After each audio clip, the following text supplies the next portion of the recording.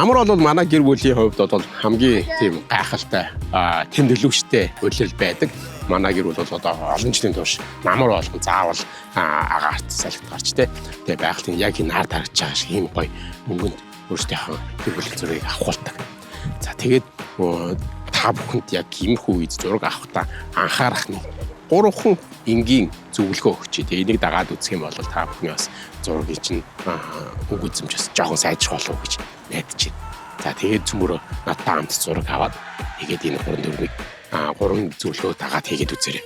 За тэгээд мэдээж хүн болгоны камер зургийн хэрэгсэл янз бүр байдаг. Гэхдээ хамгийн энгийн хүн болгонд байдаг. Утсан дээр зураг авахдаа яг яаж юун дээр харах вэ гэдэг дээр зүгээр өнөөдрийн хувьд яриа явчих тий. За яг одоо миний арт харагдаж байгаа камерт харагдаж байгаа бол энд бол ингээд улаан навчтай бургас. Тэгээ энэ доогуур нь шар ногоо навч. Тэгээ цааталт нь ингээд ногоо мод гэх тий. Ер нь бол ингээд өнгө үзэмж бол энэ бол гайхалтай бүрдсэн газар байгаа. Тэгээд энийг бол гэхдээ заавал яг энэ бүгдийг камер дээр оруулах бас шаардлага байна уу юу гэдгийг өөрсдөө бодох хэрэгтэй. Яг юуг илүү чухалчлах вэ гэдэг тий.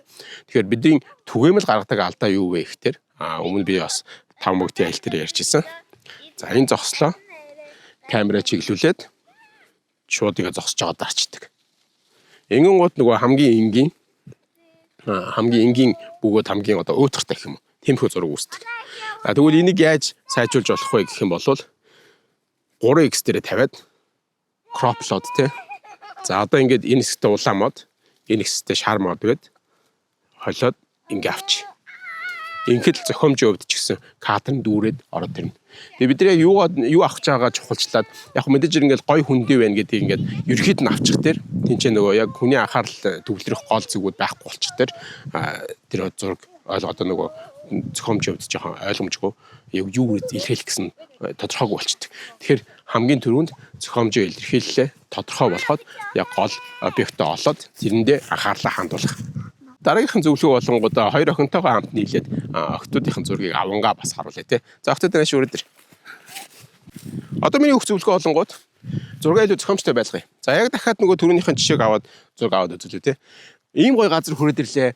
Хүүхдүүдийнхэн зургийг авах гээд ингээд зогсонгуудаа энэ ч зогсож жагаад дээрээс нь ингээд хараад зургаад арчдаг. Ингэн гут нөгөөх нь ингээд ийм жоохон сайхан газар байгаад байдаг. Гэхдээ өөдөртэй харагдаад байдаг. За тэгвэл энийг яаж зохиомжилж болох вэ? Яг энэ газар тий. За тэнгуул 2 охиныгоо ингээд за миний 2 охин энэ зогсъё. Нааш. Энэ бутны ард очиж зогсож байгаа. Жоох хийшээ зогсож. За одоо ингээд бутан дунд нь оруулаад одоолонгууд би нөгөө утасныхан камерыг 1 дээр биш 3x дээр нь тий жоохон татаж өгөөд за 2 охиноо ингээд кадрлчихна. За тэгээ би яг ингээд зогсоогоор байгаагаар зураг авахгүй доошлоод тэгээд нөгөө 2 охиныхон зургийг фокуслоод гэрлийн жоохон буулгаж агаад за ингээд арчихна. Ингэнгუთ одоо яг нөгөө 2 охин дээр анхаарлаа төвлөрүүлчихсэн. Байгалийн тэр нөгөө олон өнгө нь араар нь бүтэн ингээ хүрээлээд гой харагдаад эхэлж байгаа. За тэгээд бас гол нь ингэж бутны араар оруулсан өөрөө тэр нь ингээ гоё хүрээллийг бий болгож өгч байгаа. За та хоёр жоох наашаа хүрээд. За тэгэхээр миний хэлж байгаа зөвлөгөө санаа нь юун дээр гарч ирж байна вэ гэхээр яг авч байгаа гол объектоо нэгдүгээр тодорхойлох нь байна. Хоёрдугаарт яг байгаа цэгээсээ өөрийнх нь зогсож байгаа цэгээс шууд авах нь хамгийн өөдрөгтэй зураг гардаг учраас жоохон илүү хөдлөөд доороос юм уу дээрээс юм уу тий. За тэгээд 3x юм уу 2x ингээд дурангаар татаад авах юм бол илүү гоё зохиомжууд бий болдог.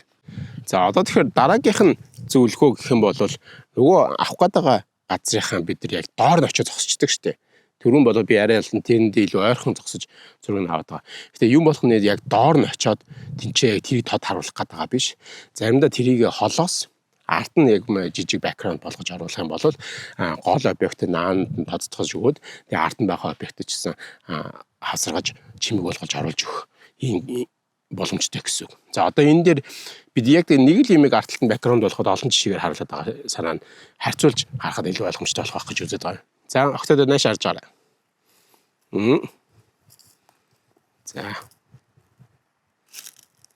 За ингээд холоос зургийг ингээд аваад ирэхлээр артлын объектууд маань бас илүү холдоод ирж байгаа учраас бас 3x-тэй татахаар илүү ойртож өгдөг. Дээрээс нь жоохон сарних тэр боломжийг бий болгодог. За энэ дээр тэ нэг мөрсөн бүр портрет мод дээр авах юм бол бүр илүү гоё зохиомжтой гарч ирнэ. За ингээд нэг зохиомж.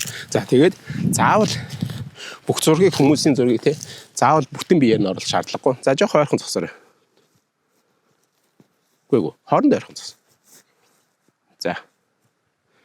За ингээд жоохон кроплоод гэх юм уу те зөвхөн чэйж хэсгээр ингээ авах юм бол бас илүү гоё үзэмжтэй зохиомжуудаас гарах боломжтой. За одоо энэ дараагийн сүүлчийн нэг зөвлөмж нь юу гэхээр зөвлөмж яг миний ер нь бол хамгийн дуртай зохиомж ялангуяа намрын зураг авахд хамгийн гоё зохиомж юу байдаг вэ гэхээр яг одоо энэ дүнг алгалсан энэ фон бодлон өмнө бодлон хойно байгаа энэ хэсгүүдээр гол объектоо тий. За охиноо бол одоо энэ хүрээлж тэгж портрет өрг зураг авах гэж байгаа. За одоо энэ дээр харъя. Тэнгуут ингээд за 1x-ээр авчихсан бол нэг иймэрхүү зураг ингээ гараад ирнэ. Оршингийн нэргэд нь харуулчих тий. За тэгээд 3x дээр тавихаараа. За жоох ийшээ тоогоо жоох ийш. Ийш бол. За ингэж орж ирэхдээ ингээд наатлынхаа цэцэг бүх наатлынхаа навчнууд болон цаатлын модны навч ингээд хоёр хэдэн талаар нь хүрээлээд гол хүнийхээ царайг ингээд хүрээлж өгч байгаа. Тэгэхээр нөгөө зургийн энэ хүрээний дотор давхар юм цэцгийн юм хүрээ үсгэж байгаа гэсэн. За миний хүн биеэр ийшээ өшөө иргэдэ. Ийшээ гэрэг. Өшөө жоох ийшээгээд алхаж уршиг алхаж. За одоо ингээд тэгээд мэдээж ингээд яг зөвхөн өөдөөс хараа зогсох биш те. Ингээд жоохон өөр поз аваад тэгээ нөгөө хүрээний дотор оруулаад ах юм бол юм. За энийг бас портрет модоор бас аваад үзье. За энийг ярэ. За ингээд иймэрхүү. За энэ зураг нь иймэрхүү байдлаар ингээ хүрээний дотор давхар хүрээл үүсгээд ингээд зураг авах төр бас яг гол хүн маань илүү гоё тодорч буюу гол дүрээ илүү гоё тодруулж өгөөд тэгээд зураг бас илүү гоё хүний нүдэнд үзэмжтэй юм болж өгдөг. За тэгээд байгалийн зураг авах гэж байгаа үед ч гэсэн ялхаагүй яг тэр байгалийн зургийг чинь том кадртай юу н гол дүрийн нэг гол дүрийг тодорхойлоод өгчих юм бол зураг илүү амьд ийм уншууртай тийм зураг болж эхэлдэг. За тэгээд өнөөдөр өгсөн зөвлөгөөнүүдийг бас та бүхэн өөрсдийнхөө зурган дээр бас туршаад давтаад үзээрэй. Тэгээд энэ мэдчлэн контентууд хэрвээ таалагдчихвэл өшөө өөр ямар зөвлөмжүүдийн талаар бас сонирхолтой юмнууд мэдхийг хүсвэл бас доор коммент бичсэн хэсэгт бичээд үлдээгээрэй. Бид нар тэгээс боломжоор бас та бүхэнд бас өөрсдийнхөө мэддэг чаддаг туршлагаас хуваалцсан.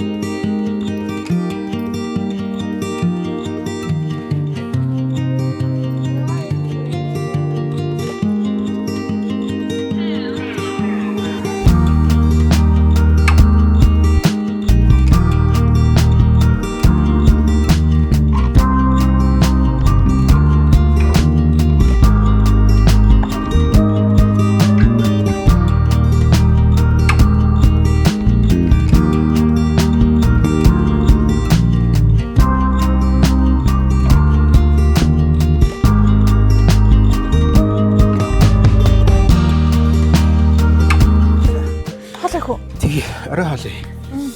За гадаа. Энд гэрэл болчихлоо. За удаан юм. Гадаа жоох сэрүүхэн болоод эхэлсэн. Тэгээд намар орой сэрүүн орчлоо. Жохон бүдүр болоод эхэллээ. Тэгээд орой хоолой хийцгээе. Манай хоёр бол дотор сайхан байна. Юу ч энэ хоёрыг бас харуулгач. Янзын гой дулаахан. Тэ. Алаагч дулаахсан. Энэ хоёрыг хартаа. За хүүхдүүд яаж даарч гинөө? Niet vertellen. In hoorde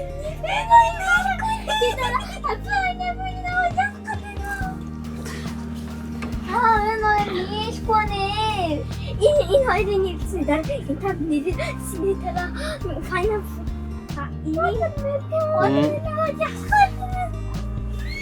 Юугаа залхацсан болох тэр халаагч одоо энэ халаагч нь болохоор ер нь бол яг дундаж дээр байгаа. 3 дээр байна. Хүчин халаагчны хүчин яг 3 дээр байна. Одоо дээшээ ингээ ахиулах юм бол бүр ингээд 5 хүртэл явж байгаа байхгүй. Тэгэхээр одоо болохоор яг голтон тавьсан байна. Тэгэхэд бол нэлээ их юу гэж тий. Айгу хурдан бас халд юм байна. Тий. Бас тоогоор халааж байгаа. За тэгээд хол хайцгий. Тэгээд тэр чигаа юугаа галтгаваа юу ч. шалтгаан гаргаад ирэх.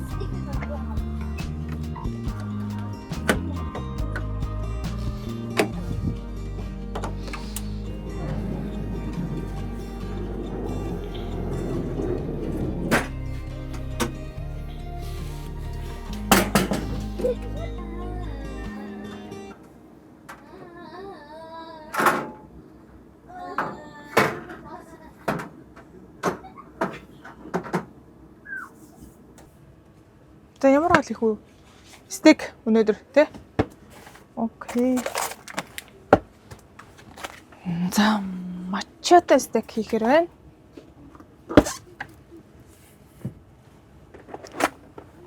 Жохон ногоотой. Хүүхдүүдтэй нэрсний шүүс. Тэрсэн за нэг жохон жимсээр саллаад хийх юм уу? За өнөөдрийн хоолнд ерөөхдөө бол мачете стейкээр хийгээд за тэгээд нэг жоохон салаад ногоо хийгээд тэгээд нэг жоохон жимстэй эзчт юм уу гэж үзчихсэн. За гэрэл. За ямар ч байсан. Эхлээд жимс ногоонуудаа угаагаад тий. Бүгдийн сайхан угаагаад яа. Гэрхийн галтгоог ингээд хөдөөхээр авчирчаад хийж байгаа юм шиг л амар гоё тухтай байд юм байна. За одоо энэ ус нь хүртэл ингээ халуус гарч ингээ боддоо. Янзтай. Юугаа залгаал халаагаараа залгаал холболтой хийчих юм бол хормын дотор ерөөсөө уддаггүй юм байна халахтаа. Ерөөхдөө шинэ ногооны салаад хийгээд юу яа гэж бодож байна. Нэг жоохон ногоотой тий. Тиймэрхүү л хоол гэж тийм үү гэсэн бодолтойгоор. Одоо ээж нь яасан бэ нөхөө? Юу хийж байгаа? Ээж нь салаад хийх чинь. За биос индукшн ашиглаад өөрөөх хэсгийг бэлтнэ. Same old steak хийж идэх гэдэг. За тэгээд мах шархыг уг нь бол манайх зөндөө олоодаа харуулаа л хүмүүс тэгээд Нөгөө сайн юу яа гэсэн штэ. Нэг ийм комментууд аяух байсан штэ нөгөө. Мах шарахтаа яаж амталж чинь яг нэг тодорхой ингээд процессуудаа детальчлаад хэлэх боломжоо нөгөө 2 3 ч бас үзсэн штэ. тийм харин хүмүүс их асуугаад ирлээ тэгээд одоо зүгээр яг нэг далин болгоход нэг хаалчт юм уу тийм. Харин тий. Ер нь бол стейкний мах гэхээр зөндөө олон төрлийн сонголтууд байна. Тэр дундаа яг бидний сонгож хамгийн их ашигладаг гэх юм уу хамгийн дуртай гэх юм уу тий. Тэр бол энэ мачата гэдэг стейк за энэ primate махны сонголтын дунд байдаг. Тийм өндөр үнэтэй биш. Бүр өндөр үнэтэй лаглаг стейкүүд байдаг шүү дээ.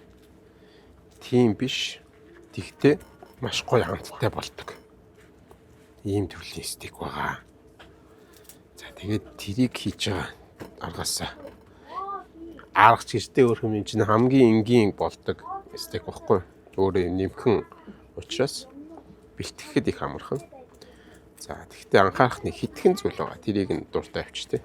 Хамгийн нэгдүгürt махны шүүсийг маш сайн уусгаж авах хэрэгтэй. За тэгээ бидний өнөөдөр шархаж байгаа нэг арга нь болох дээр зөв шууд хайрлан тавган дээр шарах гэдэг. За ингэж авахын гол шаардлага нь хайрлан тавган дээр шарахад илүү гоё цэвэрхэн, илүү төлөгдөлгүйгээр болж өгдөг онцлогтой. За тэгтээ маха 2 янзаар амталж болно. Нэгдүгürt яг шарахын өмнө буюу 5 минутын дотор амтлаад 5 минутын дотор шарж эхлэх. За хоёрдугаар арга нь болох дээр амтлаад цагаас илүү удаан хугацаанд амраах, тэгээд шарах гэсэн 2 янзаар амталж болно. За одоо орой болсон учраас бид нэр яг шарахын өмнө амтлаад тэгээд шууд шарна. Ерөөсөө шарахад олон төрлийн амтлагч шаардлагагүй. Зүгээр давс. За тэгээ баг зэргийн перц хийж болно. За бусад төрлийн амтлагчдыг ашиглах юм бол за яг стейкний амтлагч ч юм уу те. Бус төрлийн амтлагчдыг ашиглахад нөгөөх маань яг шалалтын үед нэлээ түлэгдчих гээд байдаг учраас тэрнээс хамгаалж зөвхөн давс юм уу перцэл амтлахад хангалттай байдаг. Өнөөдөр оройны миний хийх 2 ажил байгаа. Нэг нь салаад, нэг нь ногоонхоо булгах. Тэгээ салаад мөн болохоор ийм энгийн ерөнхийдөө л үрцэг хэмдэр тий энгийн салаадны навчиг гээл иймэрхүү байдлаар хийчдэг.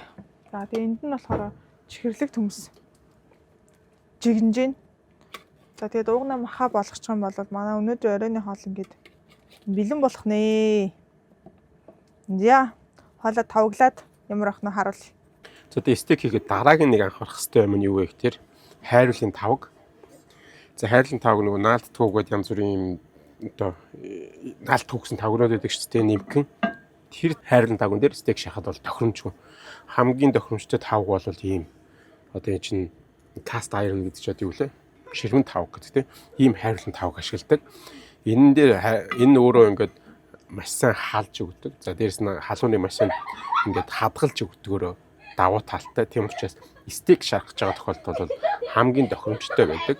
Нэмгэн зузаан ямар ч төрлийн стейк гэж болно. Бидний өнөөдөр сонгосон бол энэ мачате гэдэг маш гоё нэмхэн төрлийн ийм стейк байгаа болохоор илүү амархан болно. За зузаан стейкийг гэсэн ялгаагүй энэ дээр шаарж болно. Зарчмын хувьд бол адилхан. За тэгээд анхаарах хэрэгтэй юм.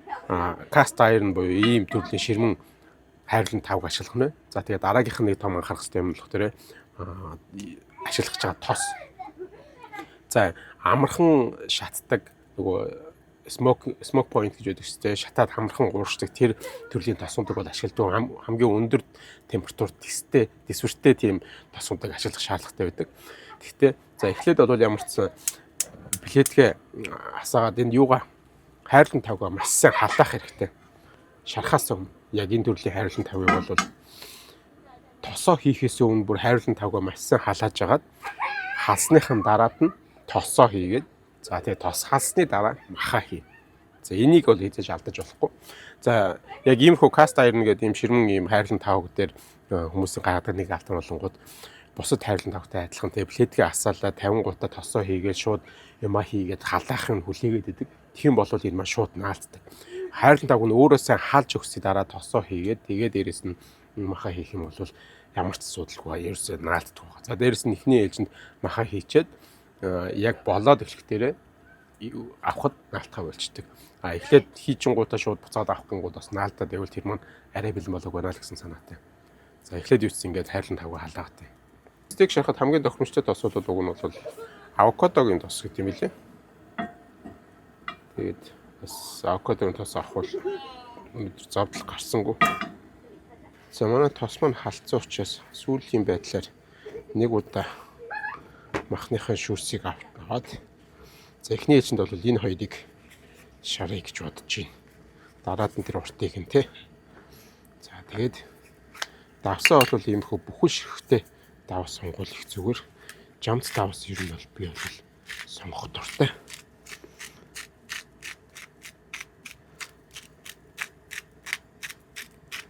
Одоо уусаа ингээд шарах явцад юм маань өөрөө давсун нэдлийн унцдаг учраас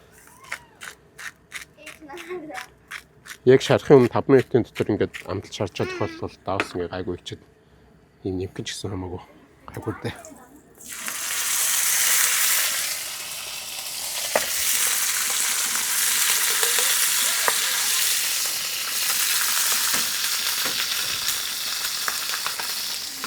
За энэ хэсгийг бол ядуу нэг хүүхдүүд өгч байгаа учраас тест хийхгүйгээр хүн давсаар намтсан тий. Тэгээд янз бүрийн зөвлөгөөнүүд байдсан байлээ. Махыг бол нэг л удаа эргүүлнэ, эсвэл олон эргүүлж болно гэдэг ч юм уу тий. Надад бол тэр олон эргүүлэхэд одоо зүгээр санагдсан. Тэнийг зөвлөгөө байсан юу гэхээр олон дахин наачаас эргүүлэхээр дотор хэсэг маань маш сайн ингээд нөгөө жигэл хоёртаас халж өгдөг. Тийм учраас энийг махыг 2-3 удаа эргүүлэхэд бол асуудалгүй гэж хэлсэн мэт. 1 минут өстэй барьж агаад нөгөө чинь эргүүлэх гэдэг юм тий. Тэгээд давсыг халаад энэ гадын жоохон уулзах гингүү. За одоо тэгээд энэ нөгөө мах болох тэрэ энэ ингээд судлуудынх нь эсрэг хэрчих юм бол илүү их зүйлсэн ихэд илүү амар байдаг. Тэгэхээр энийг голоор нь хэрчээд тэгээд энэ судлах одоо голоор нь чи харах юм бол одоо ингээд харагдаж байгаа гоё юм шүүрхий илүү гоё юм шүүслэг болж гисэн байх гэсэн. Тэгээ хэрвээ найзлаа газраас махаа авчихсан бол шүүтлэг байгаад нууц санаа зовх хэрэггүй. За тэгээд энэ дагууд нь юу нэртэй хусаар ирч чөлөөлөөсэй. Мачатаны хувьд бол яг ингэж хичээд байгаа. За тэгээд стейк болгон ер нь бол өөрөө. Гэхдээ ер нь бол судлынхын эсрэг одоо 90 градусын эсрэг те хичиж өгвөл илүү зүгээр байгаа гэсэн санаа.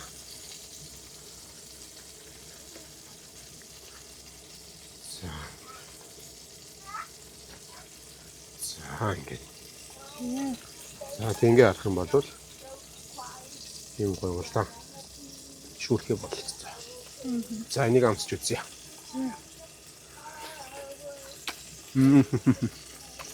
Яг гоё юм шүүсдэг.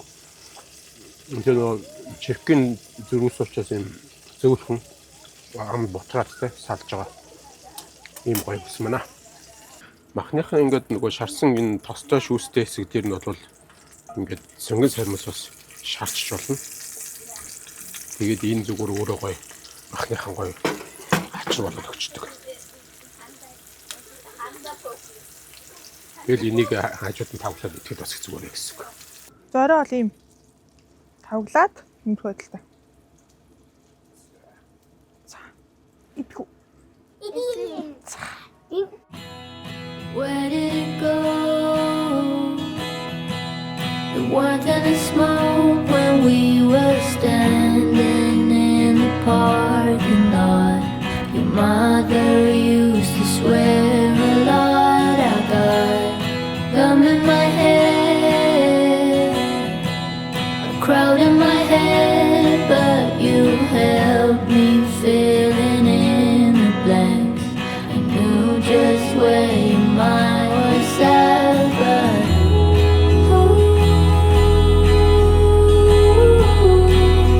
guess whatever happens, happens. Now there's an awful lot of guessing.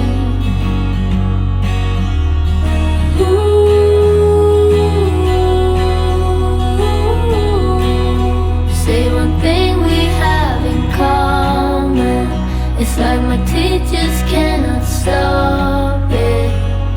And I don't mind what suddenly comes small talk.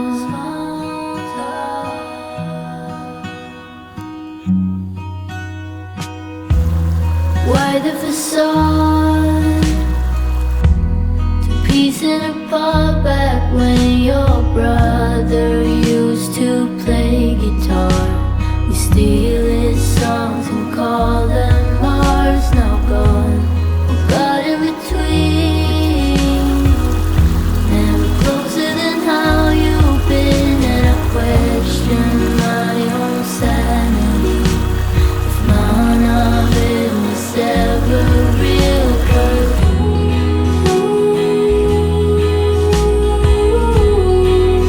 guess whatever happens, happens. When did we stop knowing each other?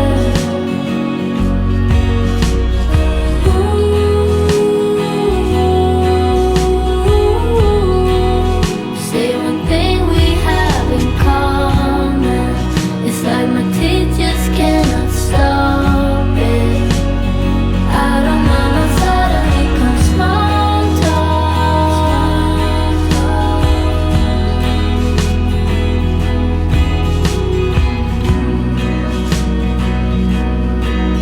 Өнөөдөр анзаарсан бол манайх бас арай өөр кампинг стилтэй явж байгаа. Тэгээд ямар кампертэй яваад байгаа талаараа та бүхэнд танилцуулъя. Зараш.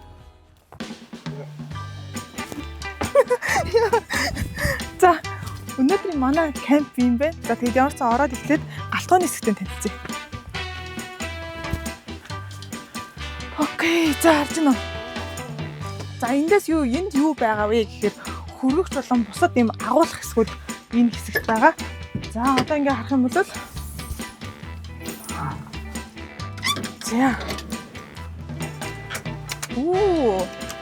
100 литрийн багтаантай ийм хөргүүр болон хөлтөөгч гэсэн ийм хосолсон ийм хөргөгч байна. За энд бол яг хөргүүрт бид нэр өөрсдийнхөө хүнснийхээ бүх хэрэгтэйнүүдийг хийчихсэн байна. За энд бол ерөнхийдөө бол хөлдөөгчн дотроо мах бусад шаардлагатай хөлдөх зориулттай бүтээгдэхүүнүүдийг энд хийсэн байгаа. За ингээд үүний наад хэсэгт нь болохоор ерөнхийдөө бол нэмэлт агуулгах гэх юм уу тий. Кампинг хийгээ явж байхад ч юм бол маш олон төрлийн хэрэгсэл буюу ер нь бол гэртээ хэрэгэлдэг бүхий л зүйлсийг л авч явах шаардлагатай болдог шүү дээ. Тэгэхээр одоо ингээд энэ хамгийн наад зах нь одоо хогийн шүүр гэдэг ч юм уу тий. Ер нь шаардлагатай бусад юм экстра агуулгах гэж ер нь бол ойлгож болно. За эсрэг талд болохоор юу харагдаж байгаа вэ гэхээр манай галтгоо байгаа. Гэхдээ галтгоо нь бол яг үнэндээ бол юу гэдгийг халуун устай тий угаалт уртай тэгээ фул кичн буюу 4 ширэмтэй тийм галтгооны сетап байгаа. За тэрийг харуулъя.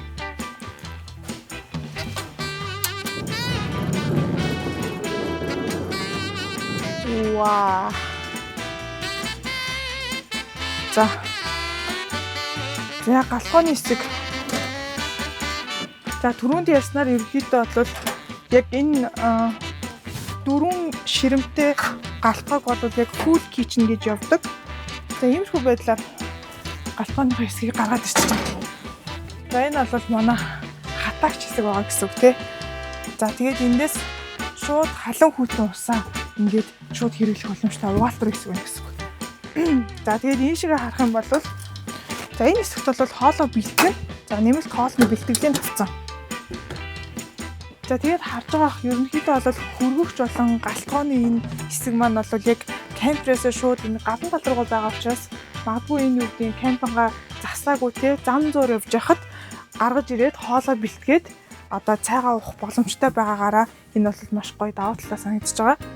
За тэгээд одоо татгш орч. Энэ бол бидний кампингийн доторх хэсэг аа. Энд тийм манай ээж аваа онцгойн хэсэг. Энэ ята энэ манай онцгой хэсэг. Тэгэд энд бол лаунж байгаа. Лаунжныхын доор нь бол битүү сторож байна. Тэсний дараа ийшээ өдөрхөр бид одоо унтах хэсэг, тэгэд нуудлын унтах хэсэг. Тэгэд бас энэ бүх юм дээр бүгдэнд нь бүх хүмүүс сууж ордог. За энэ дотор бол нойд хийчиж оддог. Тэгэд гадна талтай бол нойл байгаа л та. Тэгтээ тэр нь бас шавар болчих болно. Тэгээд бас эндээ ингээд утасныхан залуу хийд оддог. Тэгэд нөгөө талд нь 2 хүн байдаг. Тэгээ 3 хүний хүчийг цэнэрт ордог. Бид хоёрын сүсэрсэн яг агаар дүнтэж байгаа шиг санагцсан. Яг их доогоор явж юм байхгүйсэн. Доогоор юу заахгүй харин жоохон доогоорын жоохон ишхнэр юу дир заян хатдаг. За тэгээд ер нь бол энэ кампера бид нар бүхэлд нь энэ дээр автомат системээр удирдах боломжтой байгаа. За тэгээд энд бол одоо жишээлбэл манай кампер те яг одоогийн байдлаар 65% батарейтай байна. Яг энэ юугаараа хормороо ажиллахад 29 цагийн дараа бол энэ ажиллагааг бүрэн хангахаар байна тий. Тэгээд гадаах агаарын температур за тэгээд кампер маань дотроо болохоор 70-70 литрийн 2 усны нөөц баллонтой байгаа. За тэгээд уртлын нөөц маань бол 50% байгаа юм байна. Хойдлын усны баллон маань одоогийн байдлаар 65% гүйцэтгэл хэмжээтэй байгаа юм байна. Ингээд хин асаадаа. Гэрлөө. За гэрэл дээр ихэд за main-ийн Вау! Хасцсан уу? Тэгээд бас ингээд бүх энэвэр нь одоо гэрлийн хийдэг. Тэгээд бас энэ гэрлийн өндөө энэ судлаад тэгээд анхны зүгээр худаад зардаг. За чиргүүлийн энэс болохоор үндсэндээ бол нөгөө газын баллон за тэгээд халаагуурын түлшний сав гэх мэт ийм зүйлсүүдийг агуулгах хэсэг байгаа. Тэгээд мэдээж энэ талд нь илүү бас нэмэлтээр зай байгаа учраас нэмэлтээр усны сав ч гэдэг юм уу өөр одоо шаардлагатай тий зүйлсүүдэд нэмээд бас энэ хэсэгтээ ачаад аваад явах боломжтой байгаа. За ийшлээ. За нарны автон тэгэхээр чиргүүлээ бид нар ерөнхийдөө бол 2-3 янзын аргаар бол цэнэглэх боломжтой гэж хэлж байгаа гэсэн. Одоо кампинг хийгээд ингээд зогсож явах үед бол мэдээж нарны хавтангаараа цэнэглэж болж байна. За замд явж байгаа үед бол машинтайгаа холбогдсон байгаа учраас машиныхаа аккумуляторс цэнэглэж байгаа гэсэн үг тийм ээ. За тэгээд энэ болохоор 220 вольтоор бас цэнэглэх боломжтой байна. Тэгэхээр үндсэндээ бол энэ камерыг бид нэр 3 төрлийн одоо аргаар цэнэглэх боломжтой байна. Энд бол бид нэр шүршүрт эсвэл 0 орж болно. Тэгээд бас ингэж хаагаад хүмүүс нэгс харддаггүй. Тэгээд хүмүүс зэмний үед одоо өөрсдөд ингэж онгордог. Нэмбэр шууд цэг ингэж онгорцдог. Тийм байна тий. За ингээд нэг өдөр ийм шинэ төрлийн ийм кампинг хийгээ явж байгаа. Яг энэ кампинг ямар санагдсан? За юу хамгийн гоё байсан? Надад бол маш гоё санагдлаа. Тэгээд бид нэр ингэж агаар дунтчих юм шиг харагдахад амар нэттэй санагдсан. Тэгээд энэ бүгд нэм гоё юм аа. Миний бол одоо бид хоёр тоогцон хэд бас нуухсаас орсон бол энийхэд стори чинь онгороод ингээд нуухтаа тэгээ нүүхэн яач чаа ингээд өнгөрсөн зөө энийг гарч ирдэг. Тэгээд бас энд онтад тэгээд бас ингээд би одоо унтахтаа орноос унтах гэдэг. Тэгэхээр бөөдөн тавьчихаар миний унтах эсгээ хаацсан байгаа. Ямар унахгүй аюулгүй байсан юм шиг. Тэгээ яхахгүй нөгөө энэ камерын бас нэг гол онцлог маань болохоор хоёр талдаа ингээд ортой тийм ээ. Бас дээрээс нь бүтэн кичэнтэй. Тийм. За миний хувьд бол хамгийн их таалагдсан зүйл нь бол түрүүн дурдсанаар шууд нөгөө нэг зам зуур гэх юм уу те галтгой ажиллах боломжтой гэдэг нь бол хамгийн гол давуу тал нь санагдсан. Миний өнцгөөс шүү. За тэгээд хоёр дахь гол зүйл нь болохоор ер нь бол өглөө болоод би баг хамгийн сүүлд тассан баха энэ нөгөө матрас нь memory foam буюу бит бүр маш гоё тухтай ингээд шууд тэврээд авч байгаа юм шиг тийм мэдрэмжтэйсэн те. Бид яг кампинг хийгээ явахаар ер нь бол бас нэг төрлийн зутардаг зүйлсүүдийн нэг нь юу гэхээр нөгөө доороосоо чиг даах гэдэг ч юм уу те тэр байдаг. За яг ор хэрэглээ явж байгаа нөхцөлд бол арай өөр байдаг. Гэхдээ яг энэ камперт байгаа матрас нь memory foam гэдэг энэ технологиор хийгдсэн байгаа нь яг аргагүй баг гэртээ унтж байгаагаас илүү гоё тав тухтай тийм санагдсан. Мэдээж тэр нөгөө агаарт байгальд унтж байгаа учраас маш гоё тухтай болгож өгсөн байгаа даа тий. Тэгээ ер нь бол өглөө босороо гэж дуудуулж би баг босч үзээгүй. Гэтэ өнөөдөр өглөө бол нэлээ орой хүртэл унтсан. Тэгэхээр нойрны чанарт маш чухал нөлөөтэй санагдсан. Миний хувьд бол тэр нь маш гоё санагдсан. Би танаас ч бүр төрүүлж болсон. Минагаас ч төрүүлж бослоо. Харин тийм биш. За аавд нь ямар санагдсан бэ? Сэтгэлээ болцоорой. Тэ. За аавын хувьд аавд нь ч гэсэн ялгаагүй. Ер нь аль болох аяллаа тав тухтай байлгах гэж өндөө олон шийдлүүдийг хайж ирэлхийлж явдаг. Тэгээд энэ бол магадгүй бас төгсөд хамгийн ойрхон шийдэл болж байгаа юм шиг санагдчихэв. Тийм их хүнд том ачаач ирж явахгүй. Гэхдээ тав тухай бол хангалттай хангаж чадах. Тэгээд ер нь бүх хэрэгцээтэй юмнуудыг нэг доор багтаагаад өчгсөн учраас маш гоё санагдчихэв. Тэгээд бид нар чинь нөгөө кампинг явахаар чинь олон залан энэ тэнд байгаа юмнуудыг цуглуулж ингэж кампа засна гэдэг чинь маш их төвөгтэй ажил байдаг бол энд ерөөсөө нэг юм дотор бүгд байж байгаа. Тэр л ерөөсөө хамгийн их амар байна да. Нэрэ нэмээд хэлэхэд ерөнхийдөө бол яг энэ кампрыг энд авчирхад машиныг нь би одоо машиныхаа ардал залгаад жолоодлого хийж явсан. Тэгээ надад болохоор эхлээд яг нөгөө чиргүүлж ирж явж үзэж байгааг болохоор ер нь маш их юм эвгүй ч юм уу эсвэл жоохон хүнд авах та гэдэг анхны төсөөлөөсөн. Тэгээд яг чирээ явсан чинь ямар ч баг арталтаа чиргүүлж ирж байгаа тийм мэдрэмж надад өгөөгүй. Тэгээд зүгээр л яг машинаа жолоод явж байгаа юм шиг л тийм одоо хялбар байсан гэх юм уу те. Тэгэхээр тэр нь бол бас нэг төрлийн давуу тал юм шиг санагдсан. Нөгөө энэ кампрыг одоо энэ SUV английн ямар ч төрлийн машин чирээ явахад тэгэж нөгөө нэг нэмэлтээр одоо хүнд даацсан ч гэдэм үү өөр одоо шаардлагатай заавал тийм машин биш шууд машинтайгаа холбоол явахад айгу боломжтой. Тэр надад айгу амар санагдсан. Тэгэхээр одоо жишээлбэл манайх шиг төрлийн машин те шууд холболтоо хийгээл чирээд аваад гараа явахад аялын бүх хэрэгсэлд нэг доороо бэлэн байгаа учраас тэгээд тэр машин жолоодж явж байгаа хүний хувьд бол тийм илүү түүхтэй мэдрэмж төрүүлээгүй. Тэр нь бас нэр айгу гоё санагдсан юм байна. За тэгээд өнөөдөр бид нар бол гэр бүлээрээ уламжлал болсон яг нөгөө нэг намрын өнгөнд те энэ жилийн намрын өнгөө буулгалаа. Тэгэхээр яг энэ аргыг ч гэсэндээ та бүхэн гэр бүлээрээ те туршиж үзээд яг энэ гоё өнгөлөг байгаа энэ өдрүүдийг ашиглаад гэр бүлээрээ гоё зургийг өөртөө бүтээгээрэй гэж хүсэж байна. За ингээ манай өнөөдрийн дугаарт хамт байсанд, аялын дугаарт хамт байсан та бүхэнд баярлалаа. Баяртай. I love a strawberry side on the side next to you. No wasting time, can you tell me the truth? I'm feeling you, yeah, I'm feeling you. Oh, oh, be honest, tell me what's on your mind. Oh, baby, you. When I lay my eyes on you from afar, I could swear I thought you fell from the stars. Think about you day and night, girl, even when you're not around. I don't want it if it's not with you. Hey, I'm just keeping it straight, cause you got me feeling distracted. Let me show you the way, girl, I don't take it for granted. Why can't we just give it a go? Infatuated more than you know. I want you near with the same point of view.